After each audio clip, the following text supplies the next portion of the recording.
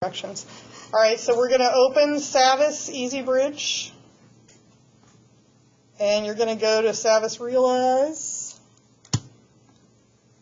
and you're going to go to Wednesday's assignment, which was Cub Pilot on the Mississippi. So we're going to listen to the audio together. I'm going to stop it periodically, and why are we going to take notes on it? Can somebody tell me? I do want you to tell me. Cortland. Yes, we have a quiz at the end of the story, and the quiz is open note, so we are going to use that. And of course, since we're recording it, it keeps wanting to lock me up. All right, so let's take a look at Cub Pilot on the Mississippi. As we just talked about, Sam and Henry are living aboard the steamboat Pennsylvania. Can anybody tell me why were steamboats a big deal in the 1800s? Anybody know? Eli, what do you think? Those are a good way of transportation, transporting goods. Yeah, so this is at a time before there were interstates, before there were trucks, before there were planes, before there were even really trains a lot of places. So steamboat was one of the main ways to transport, goods to sell, big objects that needed to be gotten to different places. So for a lot of people, the steamboat was the way to do it, and that meant that there were lots of steamboats on the river, and it was a pretty dangerous job. All right, let's take a look at Cub Pilot on the Mississippi. And like I said, let's take good notes on it, and let's stop and talk if we don't understand something, because we are going to have a quiz at the end. Cub Pilot on the Mississippi by Mark Twain. Memoir. Background. The invention of the steam engine in the 1600s laid the groundwork for the Industrial Revolution and was later used as the basis for other types of engines. In the 1880s, steamboats carried goods and people on the wide, long Mississippi River. In his memoir, Mark Twain tells the story of his days as a Cub pilot, or young trainee, learning to pilot the Mississippi steamboat. About the author. Samuel Langhorne Clemens, born 1835, died 1910, was an American author and humorist. Clemens grew up along the Mississippi River in Missouri and became a riverboat pilot at the age of 23. Later, when Clemens became an author, he adopted the pen name Mark Twain, a boating term meaning 2 fathoms, 12 feet deep. Mark Twain is best known for his novels, The Adventures of Tom Sawyer and The Adventures of Huckleberry Finn. Cub Pilot on the Mississippi by Mark Twain. During the 2 or 2.5 years of my apprenticeship, I served under many pilots and had experience in many kinds of steamboat and many varieties of steamboats. I am to this day profiting somewhat by that experience, for in that brief, sharp schooling, I got personally and familiarly acquainted with about all the different types of human nature that are to be found in fiction, biography, or history. The fact is daily borne in upon me that the average shore employment requires as much as 40 years to equip a man with this sort of an education. When I say I'm still profiting by this thing, I do not mean that it is constituted to be a judge of men. No, it is not done that. Judges of men are born, not made. My profit is various in kind and degree, but the feature of it, which I value most, is the zest which that early experience has given my later reading. When I find a well-drawn character in fiction or biography, I generally take a warm personal interest in him, for the reason that I have known him before, met him on the river. Okay, so this story is a little bit like when we read The Raven. It's that sort of old-timey language. So let's just talk about what he's saying here. What is he saying about working on the steamboat and meeting people? Cortland?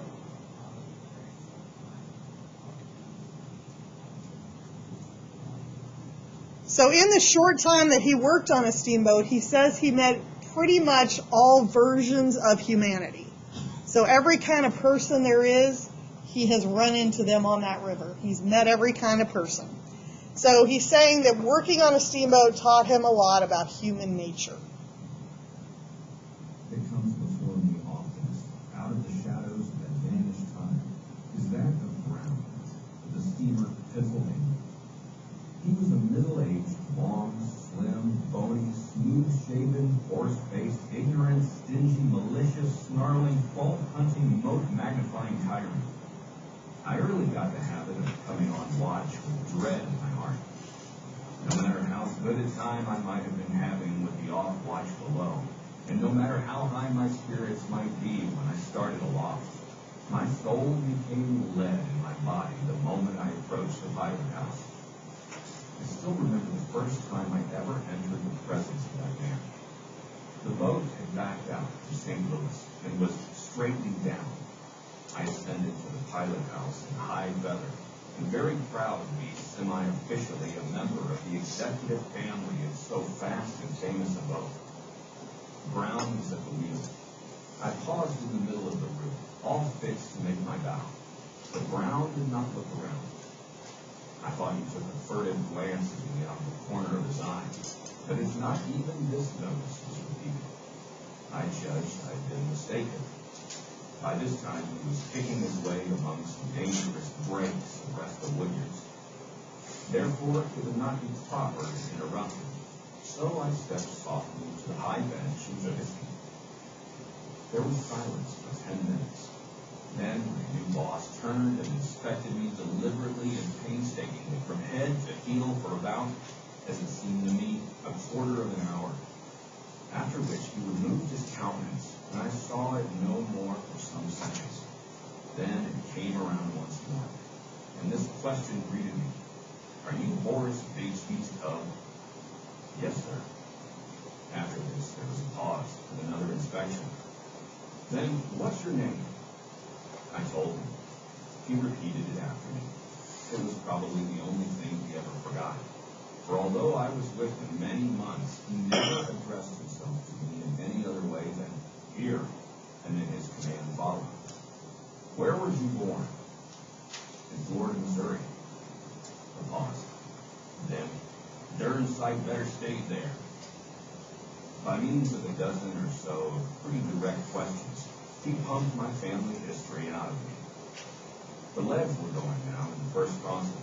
This interrupted the inquest. When the leads had been laden, he resumed. "How long you been on the river?" I told him. After a pause. "Where'd you get them shoes?" I gave him the information. "Hold up your foot." I did so. He stepped back, examined the shoe minutely and contemptuously, scratching his head thoughtfully, tilting his high sugarloaf half-well forward to facilitate the operation, then ejaculated, "Well, I'll be dog-derned," and returned to his wheel. What occasion there was to be dog-derned about it, a thing which was still as much of a mystery to me now as it was then. It must have been all of 15 minutes. 15 minutes of dull, homesick silence before that long horse face swung round upon me again. And then what a change. It was as red as fire, and every muscle in it was working. Now came this treat. "Here, you going to sit there all day?" I lit in the middle of the floor, shot there by the electric suddenness of the surprise. As soon as I could get my voice, I said apologetically, "I have had no orders, sir." "You had no orders? My, what a fine bird we are. We must have orders. Our father was a gentleman, and we've been to school. Yes, we are a gentleman, too, and got to have orders. Orders, is it? Orders is what you want? Dog darn my skin, I'll learn you to swell yourself up and blow around here about your dog darn orders. Get away from the wheel." I had approached it without knowing it. I moved back a step or two and stood as in a dream, all my senses stupefied by this frantic assault. "What you standing there for? Take that ice pitcher down to the Texas tender. Come, move along, and don't you be all day about it." The moment I got back to the pilot house, Brown said, "Here, what was you doing down there all this time?" I couldn't find the Texas tender. I had to go all the way to the pantry. Darn likely story. Fill up the stove. I proceeded to do so. He watched me like a cat. Presently he shouted, "Put down that shovel. Darndest numbskull I ever saw. Ain't even got sense enough to load up a stove." All right, how would you describe Mr. Brown? Take a minute to jot down in your notes, how is his characterization? So pause and take a minute to jot that down. What's one way we could describe him? He's annoying. He's really mean. He's full of himself. He's very arrogant. He is not patient. And he's very strict. So, also, has Sam done anything wrong? It's his very first day of work. Did he know what to do? No, he didn't know what to do. So he's also the kind of boss that will set you up to do something wrong just so he can yell at you. So do you think it would be easy to win with a boss like that? No. So it's very difficult for Sam to ever get anything right because this is not the kind of boss that's ever going to admit you did something right. All right, so take a minute to jot down how Sam and Mr. Brown's relationship kind of seems so far. In the watch, this sort of thing went on. Yes, and the subsequent watches were much like it during a stretch of months. As I said, I soon got the habit of coming on duty with dread. The moment I was in the presence, even in the darkest night, I could feel those yellow eyes upon me and knew their owner was watching for a pretext to spit out some venom on me. Preliminarily, he would say, "Here, take the wheel." 2 minutes later, "Where in the nation you going to? Pull her down! Pull her down!" After another moment, "Say, you going to hold her all day? Let her go! Meet her! Meet her!" Then he would jump from the bench, snatch the wheel from me, and meet her himself, pouring out wrath upon me all the time. George Ritchie was the other pilot's cub. He was having good times now, for his boss, George Ealer, was as kind-hearted as Brown wasn't. Ritchie had steered for Brown the season before. Consequently, he knew exactly how to entertain himself and plague me, all by the one operation. Whenever I took the wheel for a moment on Ealer's watch, Ritchie would sit back on the bench and play Brown, with continuous ejaculations of, snatch her, darndest mudcat I ever saw. Here, where are you going now? Going to run over that snag? Pull her down! Don't you hear me? Pull her down! There she goes, just as I expected. I told you not to cramp that reef. Get away from the wheel. So I always had a tough time of it, no matter whose watch it was. And sometimes it seemed that Ritchie's good-natured badgering was pretty nearly as aggravating as Brown's dead earnest nagging. I often wanted to kill Brown, but this would not answer. A cub had to take everything his boss gave in the way of vigorous comments and criticism, and we all believed that there was a United States law making it a penitentiary offense to strike or threaten a pilot who was on duty. However, I could imagine myself telling Brown. There was no law against that, and that was the thing I used always to do the moment I was there. Instead of going over my river in my mind, as was my duty, I threw business aside for pleasure and killed Brown. I killed Brown every night for months, not in old, stale, commonplace ways, but in new, picturesque ways that were sometimes surprising for freshness of design and ghastliness of situation and environment. So even when Sam has the day off, his bunkmate, the place on the ship where he sleeps, the other guy, George Ealer, imitates Mr. Brown because he used to work for him. So even when Sam should get a break, instead he has his roommate George saying, "You're the darndest mudcat I ever saw," and insulting him the whole time. So he really never gets a break. So what does Sam begin to do in his mind to give himself some happiness? He imagines killing Mr. Brown in lots of different ways. So he says, "I was supposed to go over the river in my mind and memorize the river because that was my job as a pilot. But instead, I would take the pleasure of imagining killing Brown in lots of different ways. So Sam really hates his boss. Now, does he ever say anything to his boss? No, he keeps it all to himself. To his boss, he's quiet and respectful. But when he thinks about Brown, he thinks about murdering him. Sam also gives us a little bit of foreshadowing here. When he says about Mr. Brown, he says, I often wanted to kill Brown, but this would not answer in paragraph 36. We all believe there was a United States law making it a penitentiary offense to strike or threaten a pilot who was on duty, meaning that he thought if he hit Brown, he would automatically go to the penitentiary. He would be placed in jail. So does it seem likely that Sam would ever strike his boss, even though he's terrible to him? It seems unlikely at this point that he would do it because he believes it's like against the law, like it's a crime. So he feels like he cannot do anything back. That's why he imagines it so much. He's watching for a pretext to find fault. And if he could find no plausible pretext, he would invent one.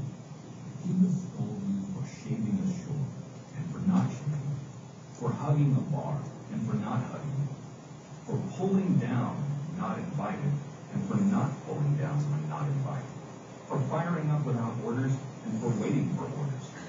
In a word, it was this invariable rule to find fault with everything you did, and another invariable rule of his was to throw all his remarks to you into the form of an insult. One day we were approaching Newmanville, bound down and heavily laden.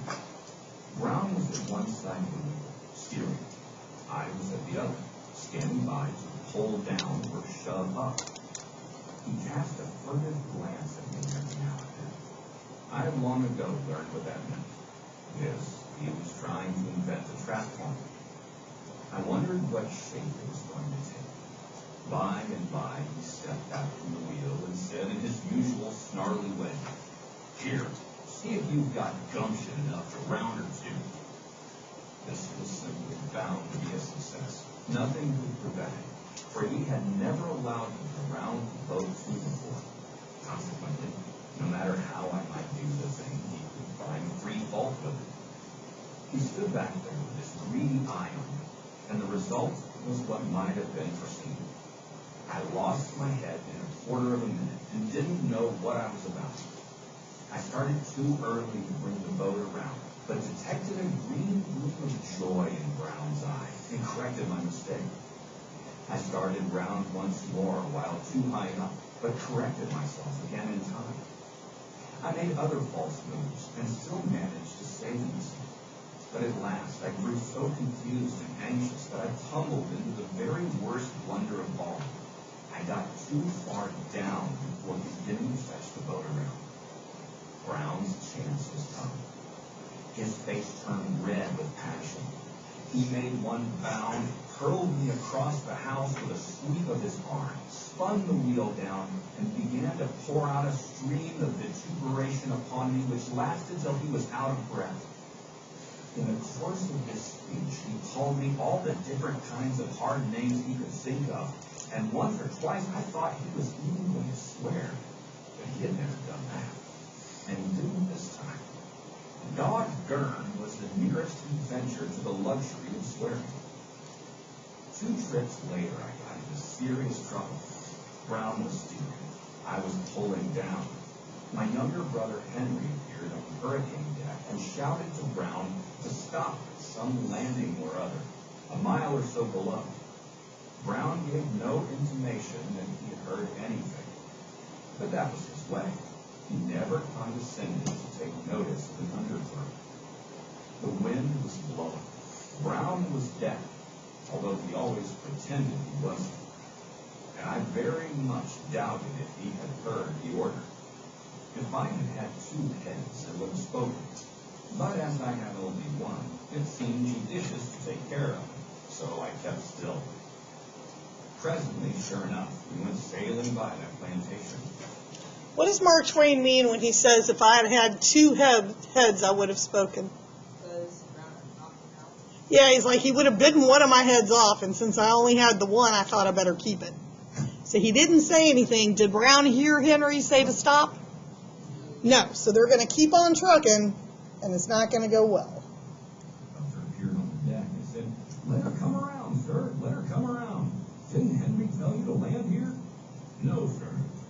I sent him up to do it." "He did come up, and that's all the good it done. The dod-darn fool. He never said anything." "Didn't you hear him?" asked the captain of me. Of course, I didn't want to be mixed up in this business, but there was no way to avoid it. So I said, "Yes, sir." I knew what Brown's next remark would be before he uttered it. It was, "Shut your mouth. You never heard anything of the guy." I closed my mouth according to instructions. An hour later, Henry entered the pilot house, unaware of what had been going on. He was a thoroughly inoffensive boy, and I was sorry to see him come, for I knew Brown would have no pity on him. Brown began straightway. "Here, why didn't you tell me we got to land at that plantation?" "I did tell you, Mr. Brown." "It's a lie." I said, "You lie yourself. He did tell you." Brown glared at me in unaffected surprise. For as much as a moment, he was entirely speechless. Then he shouted to me, "I'll attend to your case in a half a minute." Then to Henry, "And you leave the pilot house. Out with you." It was pilot law and must be obeyed. The boy started out, and even had his foot on the upper step outside the door when Brown, with a sudden access of fury, picked up a 10-pound lump of coal and sprang after him.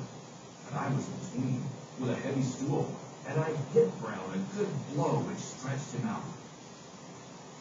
I had committed the crime of crimes. I had lifted my hand against a pilot on duty. I supposed I was booked for the penitentiary, sure, and couldn't be booked any surer if I went on and squared my long account with this person while I had the chance. Consequently, I stuck to him and pounded him with my fists a considerable time.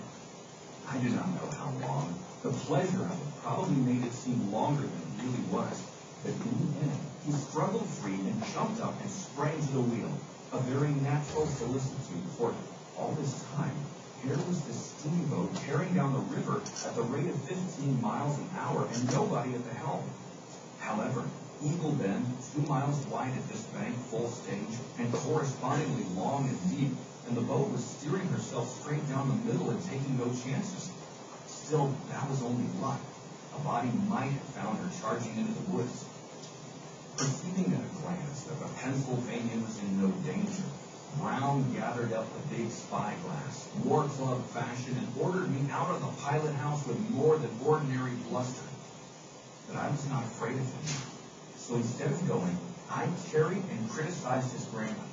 I reformed his ferocious speeches for him and put him into good English, calling his attention to the advantage of pure English over the dialect of the collieries whence he was extracted.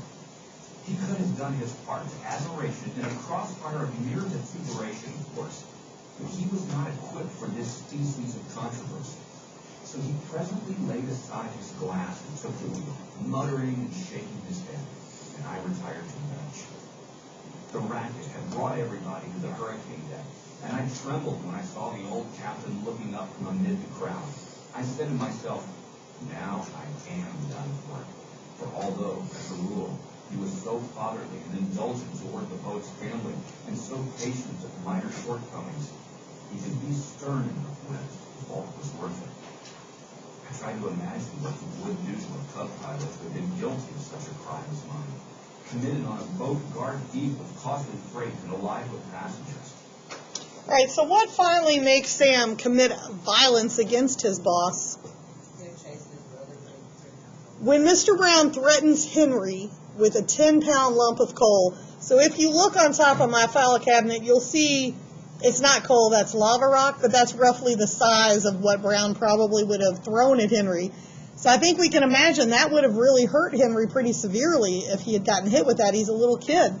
So Sam finally snaps and he hits Brown with a stool. Take a minute to jot down what finally sets off Brown in your notes, and also think about, why does Sam continue to hit Mr. Brown after he hits him with a stool? Think about that as well. Was it there? Well, he puts the stool down and then he continues to beat him with his fist. Why does he just keep going? Cortland?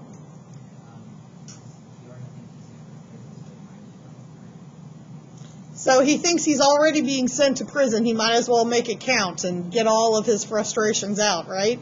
He's already paid the price. Might as well make it worth it. So now, what would it seem that Sam's boss will do now that Sam has beaten Mr. Brown, his supervisor? It seems like his boss will send him to jail. Let's see if that's what actually happens. Lunch was nearly ended. I thought I would go and hide somewhere until I got a chance to slide ashore. So I slipped out of the pilot house, down the steps, and around to the Texas door, and was in the act of gliding within when the captain confronted me. I dropped my head, and he stood over me in silence a moment or two, then said impressively, "Follow me." I dropped into his wake. He led the way to his parlor and forward end of the Texas. We were alone now. He closed the after door, then moved slowly to the forward one and closed back. He sat down. I stood before him. He looked at me some little time and said, "So you have been fighting Mr. Brown?" I answered meekly, "Yes, sir." "Do you know that is a very serious matter?" "Yes, sir." "Are you aware that this boat was plowing down the river fully 5 minutes with no one at wheels?" "Yes, sir." "Did you strike him first?" "Yes, sir." "What with?" "A stool, sir." "Hard?" "Middling, sir." "Did it knock him down?" He fell, sir." "Did you follow it up? Did you do anything further?" "Yes, sir." "What did you do?" "Pounded him, sir." "Pounded him?" "Yes, sir." "Did you pound him much? That is, severely?" "One might call it that, sir, maybe." "I'm deuced glad. Harkey never mentioned that I said that. You have been guilty of a great crime, and don't you ever be guilty of it again on this boat. But lay for him ashore. Give him a good sound thrashing, do you hear? I'll pay the expenses. Now go, and mind you, not a word of this to anybody. Clear out. You've been guilty of a great crime, you whelp." I slid out happy, with a sense of a close shave and a mighty deliverance, and I heard him laughing to himself and slapping his fat thighs after I had closed his door. When Brown came off watch, he went straight to the captain, who was talking to some passengers from Boilerman, and demanded that I be put ashore in New Orleans, and added, "I'll never turn a wheel on this boat again while that Cub stays." The captain said that he needn't come around when you're on watch, Mr. Brown. "I won't even stay on the same boat with him. One of us has got to go ashore." "Very well," said the captain.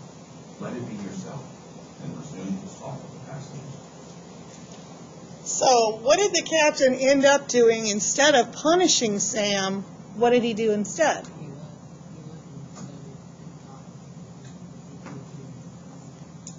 So maybe jot that down in your notes, the captain's reaction. And think about, too, what does this captain's reaction show? How does it show the captain himself probably felt about Brown? Jot that down, too.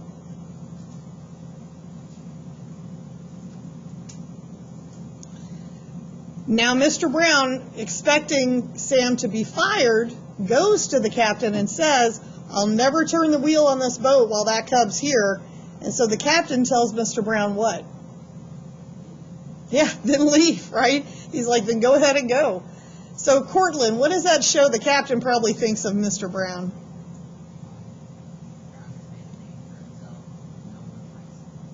Yeah, so it's not just Sam that Mr. Brown is unpleasant with. It seems like no one, including the captain of the ship, is going to lift a finger to defend Mr. Brown. He's so unpleasant. He even offers to pay the penalties if Sam will go on shore and beat up Mr. Brown again. I guess presuming that Sam might get arrested for such a thing. To brief remainder of the trip, I knew how an emancipated slave feels, for I was an emancipated slave myself. While we lay at landings, I listened to George Mueller's flute, or to his readings from his two Bibles, that is to say, Goldsmith and Shakespeare, or I played chess game. He wouldn't beat it by sometimes. Only he always took back his last move and ran the game out differently. Okay, and that brings us to the end of the story. Notice the metaphor of the chess game at the end. So Mr. Brown and Sam have been playing sort of a chess game with each other. And in the end, Sam wins it because he plays the game differently. He no longer puts up with Mr. Brown, and it somehow works out for him because the captain ends up being on his side.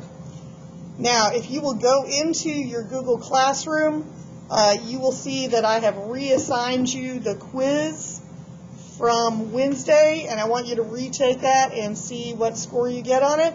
And then with the remainder of your class time after that, I want you to get a little bit of reading done on your independent reading book. You have to be on page 90 by Monday. So let's get some reading done.